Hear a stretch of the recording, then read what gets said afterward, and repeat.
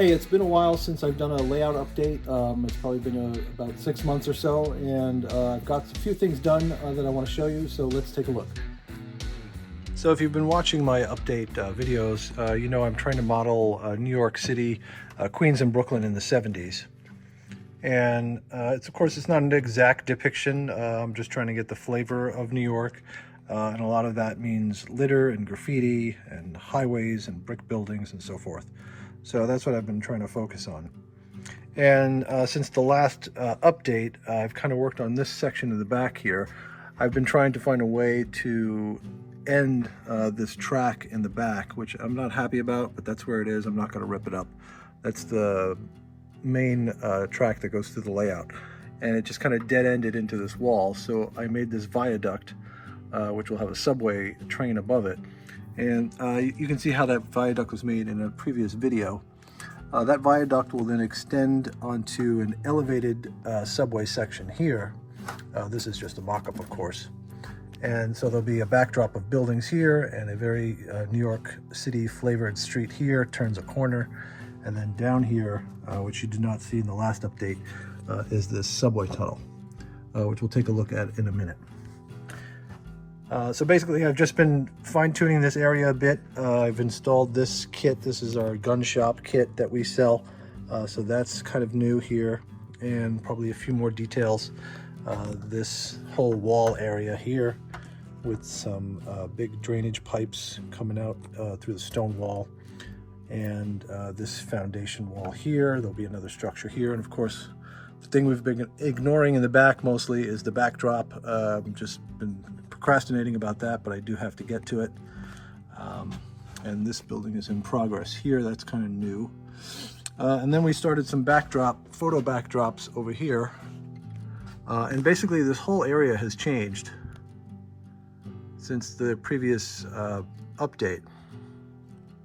If you do remember, this track arrangement is kind of different. There was a track that went back here and it switched back here, and there was a large building with the Pepsi sign. That was right about here. It just didn't seem to work. I had gone through a phase where I ripped up a bunch of track in the back. See that concrete ledge? That's part of the building, actually. That's the foundation. That's about 50 inches high in this part of the building. And it extends the whole length of the layout. Originally, I had put track on it, and then of course when it came time to work on it and operate on it, it's just too far out of reach. I couldn't stand working on it, so I ripped it all up. And what it did was open up this big area for buildings and structures. So that's what I've done here. I've raised it up with some foam, and now we've got these retaining walls.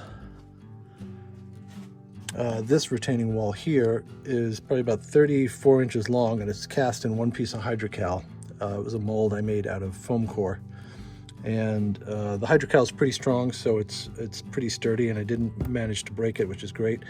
And what's great about these molds, and you've seen in some other videos I've done, you can add a lot of texture and cracks that you can't do with foam or wood or plastic. So that's why I choose to do them out of hydrocal. And then it gets briefly interrupted here with an old stone wall. Eventually there'll be a little burst of scenery here, some trees maybe, and then there'll be a big structure here, which I have yet to build.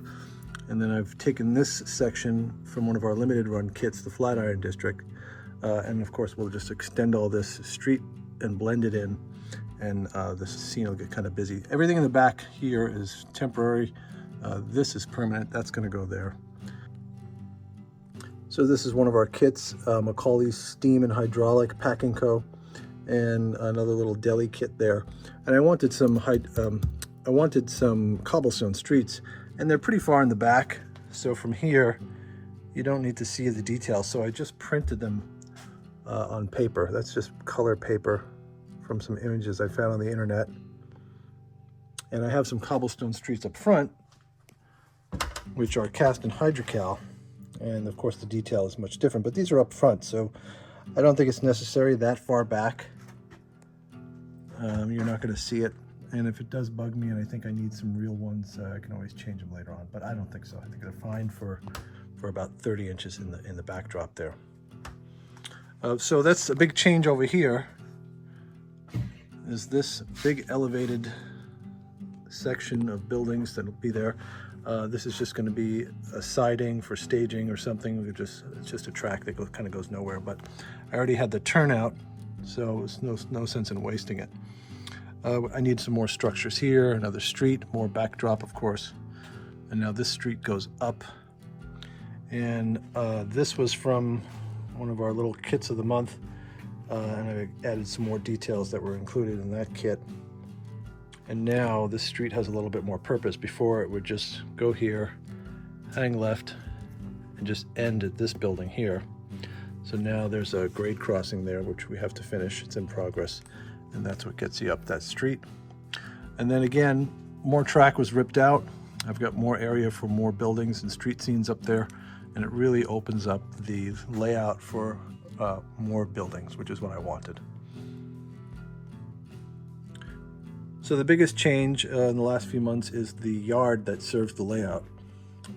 Originally, it was about 10 feet long of track. They went all the way past these buildings, all the way down the end there. And it just seemed like it was a bit much. It was kind of boring because even this, it's nice, but it's flat. Nothing much going on there. It's nice to have all this rolling stock, but you know, I like buildings, so buildings are what I want. So I ripped up some of the track, and originally the track kept going. So the track kept going here, here, here, here, and one of them ended way over here. So just to give you a perspective on that. So that was about 10 feet. Since then, I took apart one of my dioramas. It was called Axle Road. And from here to here, all these buildings were from that one diorama. And now I've made that diorama into 4 feet of street, which is great. It's a nice backdrop to the yard. And I raised it up about 1/2 inch with this retaining wall here.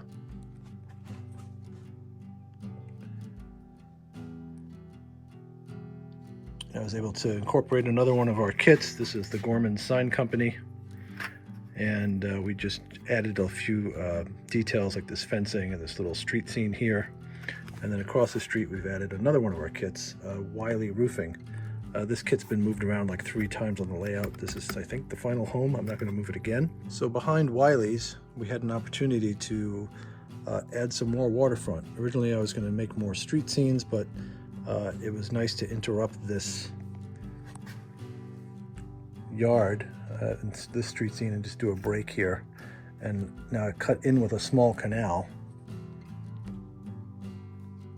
And again, here's another hydrocal cast concrete wall. And then on the other side is I 3D printed a steel riprap wall. Now this still needs some work. Obviously, this is a mock-up for a building that needs to go there. This was always here, so we were able to keep this building. And eventually we'll cover this with pavement. This is where the track came through. And then this will be a nice street defined by these couple of buildings here.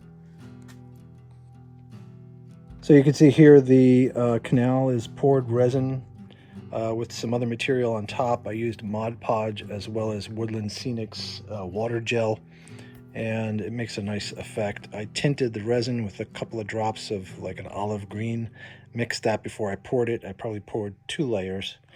And I put all the details in first. I did another scene like this on the layout. I'll show you, I'll go back to it in a second.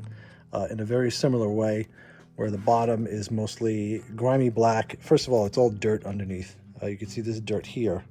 That's what the whole bottom of the canal looks like before it was poured. And everything is painted with this grimy black or a little bit of rust, like this car and the pipe. Some of these details, like the shopping cart, are from Mini Prints 3D. These are great, great details. And then a bunch of other details that are ours. And I just made a bunch of junk sticking through low tide. You can see the tide line there. And behind these pilings, eventually there will be a small dock. And I think I'll do a little ladder just to get down to the dock. That's why this boat is here. It'll be tied up against the dock. I just haven't built that yet. And then it just rises up to the track level here. And it's just a nice break, as I said, from this scene. And then we could jump to the next scene, which would be all this other waterfront, which we'll get to later. So now I have this nice street scene here. It still needs a lot of work. I need to put some kind of median down the center, maybe from here to here, some concrete island with some old kind of style traffic light here, and more details, more figures. And over here is a little hydrant that's been opened with some kids playing in it. And that is, we sell that on our website. That hydrant is a one-piece 3D print in clear resin, and so you just have to paint the hydrant part and the water is already spilling out. And then you can just add some water to the street. I think I need to add a little bit more, but that's how that scene was done. And this is Walther's fencing with using that tulle fabric. It's just painted silver, nothing too fancy there.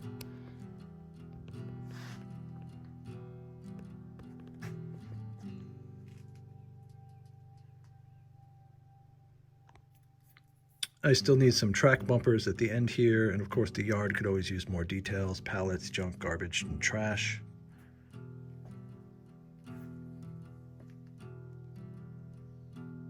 So the yard is still pretty big. It's still over 4 feet long. I think that's plenty for what I'm doing for this layout. I didn't need a 10-foot long yard, and it really just ate up space that I could now use for all these buildings here.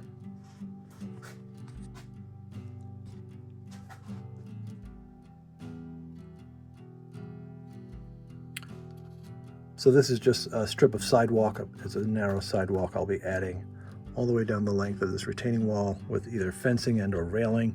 I'll add some lampposts like that guy right there. We'll add a bunch of those going down the length of the street. This track was going to the engine house before. There was an engine house here, which I've moved back to its original home, which was over here. It makes much more sense here. This is where it was supposed to go, then I stuck it over there, and now it's back here. What I didn't like about it here was that you can't see behind it, but in the scheme of things, I really don't think it's a big deal. I have this nice empty wall. It's a great opportunity for engine house details along this wall here, and some more details outside. And maybe we could even do the interior and get it lit up. But you can still see over it. It's not that big a deal. Actually, my biggest issue was that it was painted green, and this was green, and that's green. It was just too much green, so it just kind of got lost. So I could always repaint it. I don't think I will, because I'll probably choose the lazy route there and just leave it as is and just start detailing it. So this scene you've seen before probably, this other low tide scene. Again, like the canal down the other end, this is the same kind of idea with the junk sticking out of the water. The tide has dropped a bit, revealing some of this mucky black junk, which I really like modeling. Oh, and just a quick word about this detail here, this drain pipe. The water coming out and the pipe are all one piece, 3D printed in clear resin. Like the fire hydrant on the street there, I just painted the pipe, I masked off the water, and then you have this nice, easy spilling water here. And then you just blend it in with some other water material like Mod Podge.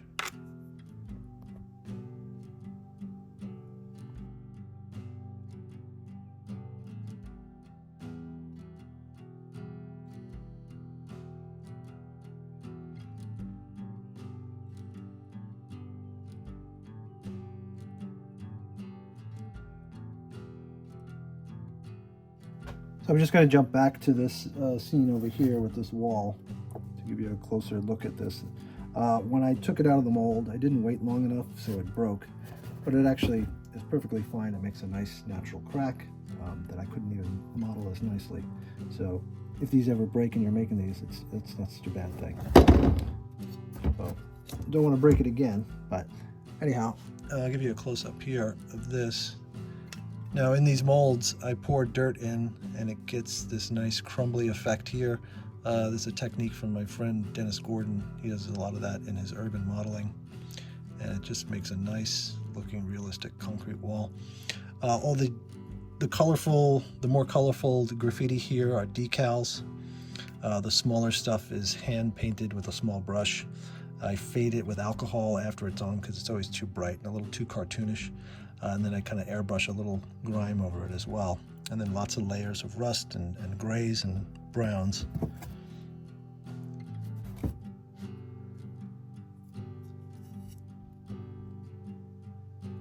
So in the mold, you could see here there was a large pile of dirt and debris, and then the negative it leaves behind is a nice corroded concrete crumbling wall.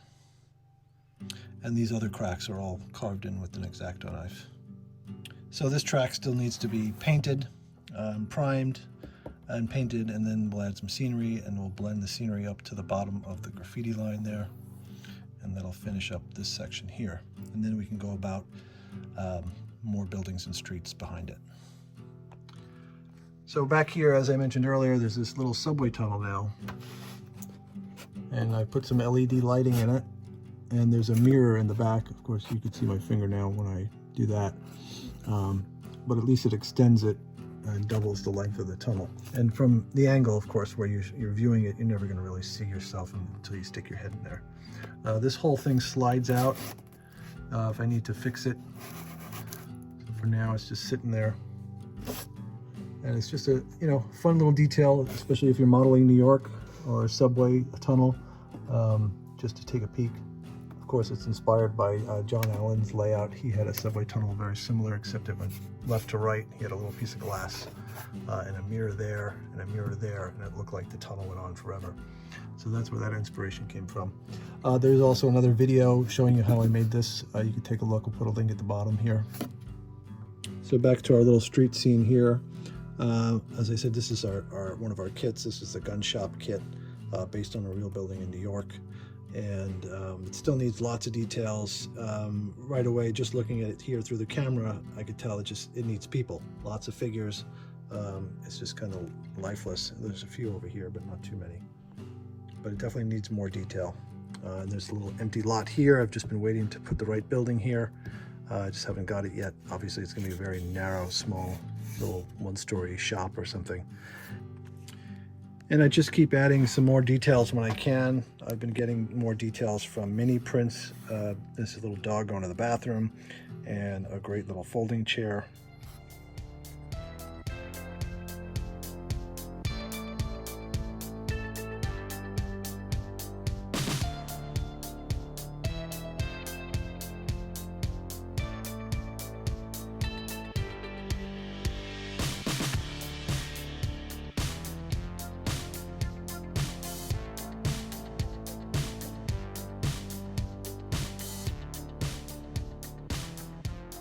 So of course you can see a lot of sections that aren't finished, and of course most of it's towards the back. And that's probably my biggest regret of the layout so far. Aside from some not so great planning and changing things a lot, I just changed my mind a lot, so I just rip things up and do things over. But the biggest problem is everything towards the back. It's too deep.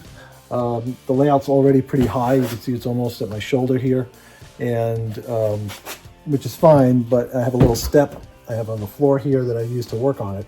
But even still, it's hard to reach back past about the length of my arm, and pretty much everything that's not finished is the stuff I can't reach. And I can, but I'd have to bend over and really, be in an awkward position and uncomfortable until the work is done. So I'm trying to do as much of it as I can on the workbench, finish it, and then just glue it in place. So that's the plan for all these spots that don't have buildings, to do everything off the workbench in bigger sections and just glue it in place and not have to go through the pain and agony of hurting your back and so forth. But it's been definitely a mistake in planning the layout, but that's what happens. And I'm not going to rip this down, even though I contemplated the other day taking this entire section out and doing it over so it'd be a little further back and I could reach everything. But I'm not going to do that. I know that's crazy. I'd be wasting all this work and I'd be right back where I started, which I don't want to be in, starting over. So thanks for watching, and thanks to our Patreon supporters. If you want to see more content, we post every day. We post an exclusive video once a week. We give free downloadable signs once a week on Patreon. So check us out there, and check our website out, fosskits.com. There might be a kit there that you like and you could use on your layout or just build as a diorama. Thanks for watching. See you next time.